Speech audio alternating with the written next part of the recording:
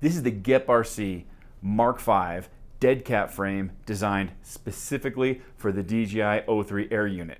Now I did build up this frame myself, but if you're interested in buying a pre-built version from GEP RC, the components that I used are pretty similar to the components that GEP RC uses in their binding fly versions, so this video should apply to you whether you want to build your own or buy one pre-built from GEP RC. After flying this around for a little while, I can tell you guys the hype of the DJI O3 system is real. The quality and the range of the FPV feed that I'm getting out of the DJI system, when I combine it with a quad that flies like this, it feels like we've taken a tremendous leap forward in FPV technology. I'm really happy with the way this build came out. In fact, I would say this is the best FPV quadcopter that I've flown to date.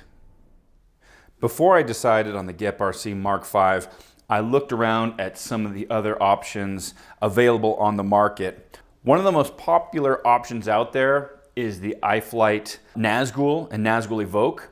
This is an Evoke which has one of the original DJI systems. This is a Vista system with the DJI camera. They also have a version 3 of their Nazgul frame and a new version of the Evoke frame designed specifically for the DJI O3. So why didn't I go with an iFlight frame? Well, the problem with the Nazgul is, as of now, they don't have a dead cat version available. And the problem I have with the Evoke frame kit is that iFlight has designed the Evoke around their own smaller electronics. It has an oddly shaped ESC and a 20x20 flight controller. And for me personally, I want a 30x30 board in my 5-inch freestyle quads. And I already had this diatone stack that I wanted to use. I also looked at the SpeedyBee M5 and the Flyfish Volador.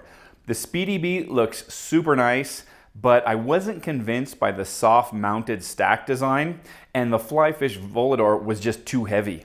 So after looking at all the other options, I chose the GEP RC Mark V Dead Cat as the best frame for the DJI O3 system for a cinematic filming platform. The Mark V Pro Dead Cat comes in a box like this. They have a normal version and a Pro version. I have the Pro version, as you can see. It costs a few dollars more, and it comes with some extra TPU parts. I built mine up off camera, but I can tell you that the frame goes together very easily. Because it's a dead cat design, there's no danger of you mixing up the arms or anything. GEP RC does include some instructions. They include 2 battery straps, an extra camera strap. They include all these TPU parts in the Pro version. The kit comes with this antenna mount. The GPS mount that I'm using right here is actually extra. You have to buy that. That's another $2 or $3. They don't include that. They give you all the hardware you need to complete the build, plus a bunch of extra hardware. As you can see, I've already built up my frame and I have loads of extras. There's some rubber grommets and stack screws I didn't use. There's some nice bolts for the TPU camera mounts that I really appreciate that have these integrated washers. There's all kinds of hardware here that you may or may not ever use, but they include it. The arms are 5 millimeters thick. The bottom plate is 2.5 millimeters thick, and the top plate is 2.5 millimeters thick. The quality of the carbon GEP RC uses is extremely high. There's no rough edges. Everything is nicely chamfered, and it goes together really well. It's super high quality carbon. I really like this dead cat design for 2 reasons. First of all, you're not going to get props in view when you're filming with that DJI O3 system, even at its ultra wide setting. And second, the body section is very long, which makes the frame really easy to put together. It allowed me to have space for my buzzer, a huge capacitor, and to route all my wires so they're completely hidden and protected. The disadvantage of that extra body section is more carbon equals more weight. But like I said, it is really nice to build and it goes together super easily. The mount for the air unit is innovative and it works pretty well. Some frame designs use a metal or aluminum heatsink to cool the air unit, but what GEP RC has done is to sandwich the air unit between these TPU mounts, which basically suspends it off the bottom and the top of the carbon, giving it some room to breathe. Although it looks very cool, and I really appreciate how I can route all my wires within those TPU side plates, and it keeps the build looking nice and clean, it's not the best cooling solution I've seen for the O3 air unit. The problem is when the quad is not moving, it seems to me like that TPU sandwich just traps hot air in there, and the air unit will overheat pretty quickly when you're not moving. The front of the frame is designed around this aluminum camera mount, which also serves as a brace. It's a very nice design. It looks really cool, and it's super, super strong. They've included TPU plates on both sides for you to mount the O3 camera, and that has the effect of isolating it from some of the vibrations. I noticed that iFlight switched their TPU mounts to silicone. I don't know if something softer like silicone or rubber would be more effective in isolating vibrations. It seems like it would be, but I can say that this TPU system works fairly well. When I built up my quad and I took it for the maiden flight, I got horrible jitters from my O3 system, and at first I thought this camera mount was to blame, but then I realized it's because I hadn't changed my ESC to 48 kilohertz. The ESC comes out of the box set to 24 kilohertz, and that's user error. I mean, DJI says right there in the installation guide, make sure your ESC is set to 48 kilohertz because 24 kilohertz will create issues, and was exactly my problem. As long as your quad is tuned properly, this TPU camera mounting system works fine. Just make sure your props are in good shape and you've set your ESC to 48 kilohertz. One very cool feature of the Mark V frames is the system that GepRC has engineered for mounting an action camera.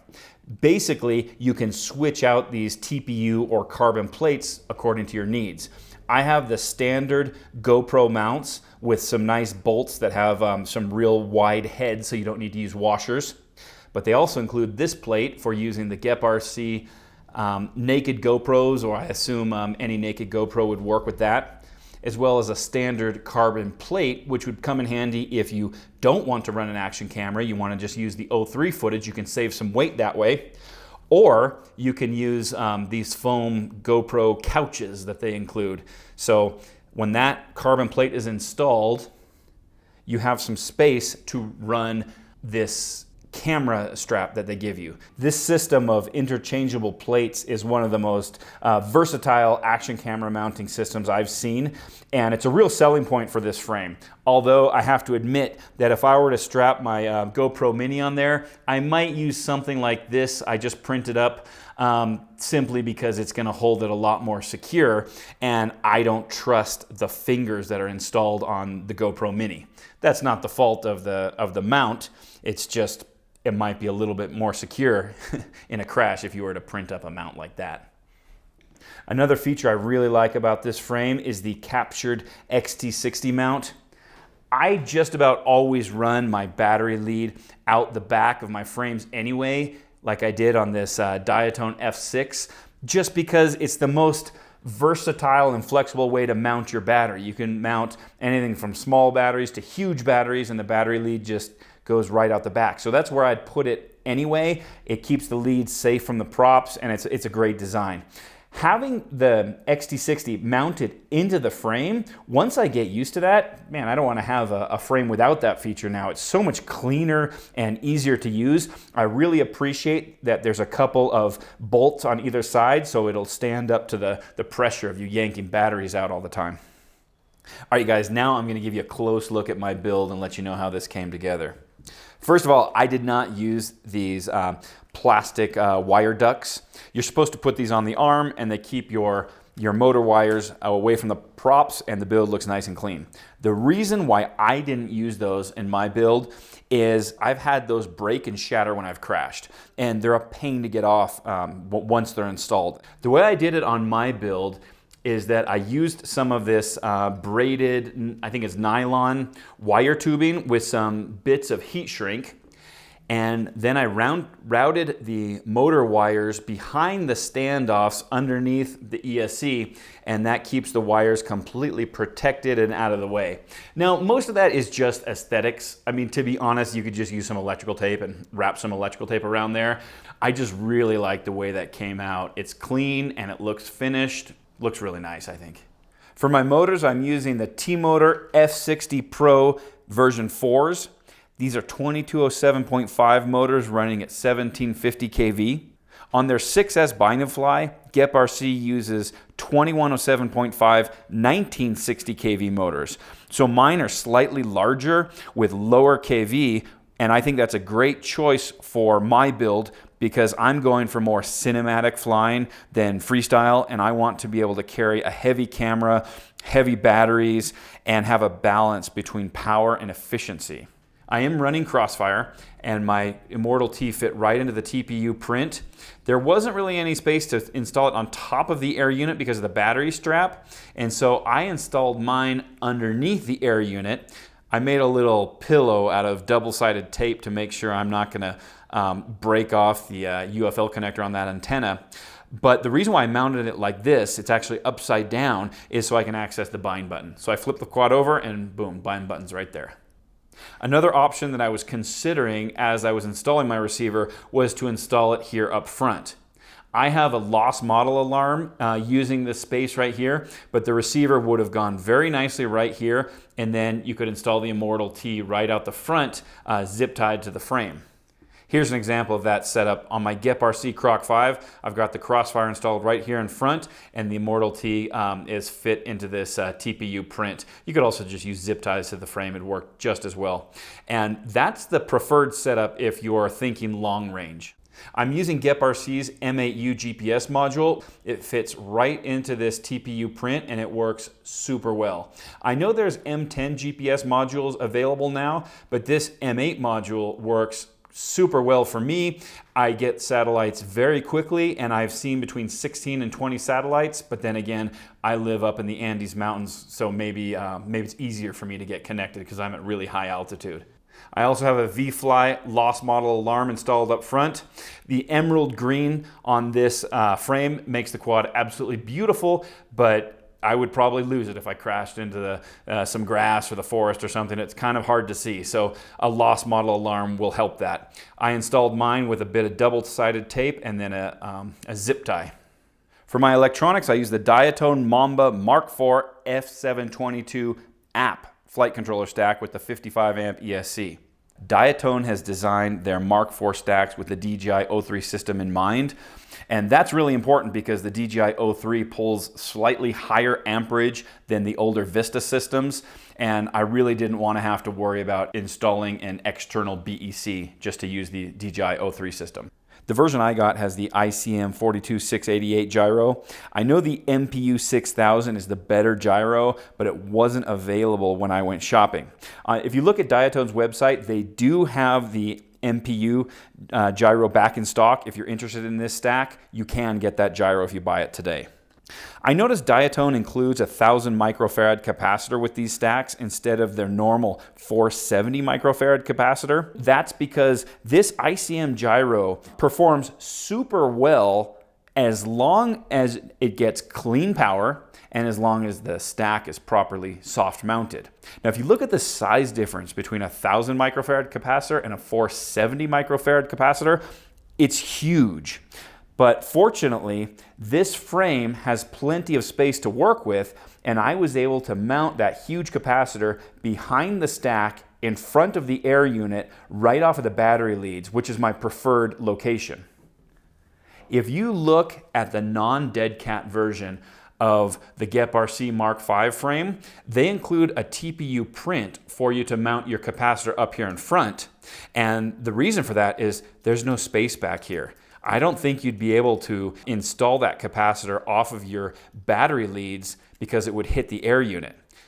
I really like the way this build came out, and I'm glad I went with the Mark V frame. You can tell that Gep RC has put a lot of thought and design and engineering into this frame. It really shows. The build is clean, all the wires are enclosed, and it looks super cool. And best of all, it flies amazing.